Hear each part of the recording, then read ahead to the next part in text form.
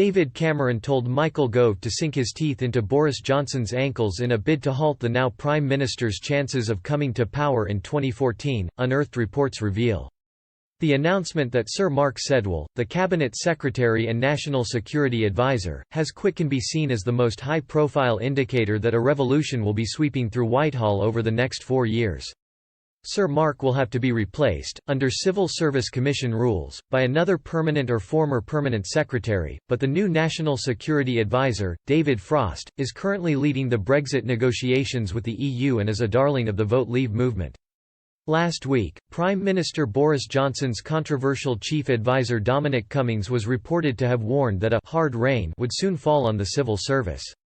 Moreover, during a lecture at the weekend, Minister for the Cabinet Office Michael Gove laid the intellectual groundwork for the shake-up, in which he set out what he regards as the main faults in the Whitehall machine.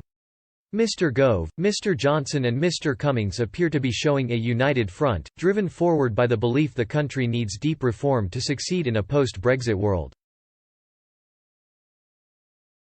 However, unearthed reports suggest that the Chancellor of the Duchy of Lancaster and the Prime Minister have not always been the best of friends. On the contrary, their heated rivalry has simmered and boiled for more than 6 years. According to a throwback report by The Spectator, in 2014, former Prime Minister David Cameron told Mr. Gove to sink his teeth into Boris's ankles in a bid to halt the former Mayor of London's chances of becoming a future Tory leader.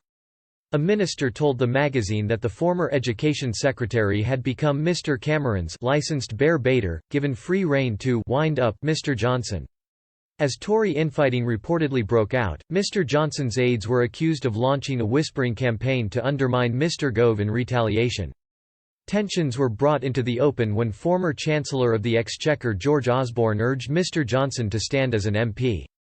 Mr. Johnson's friends apparently saw the request as an underhand attempt to bind the former mayor's fate to Mr. Cameron and therefore reduce his chances of becoming leader. Relations deteriorated further when Mr. Gove announced at a dinner with Rupert Murdoch that he would have backed George Osborne in a future leadership contest over Mr. Johnson.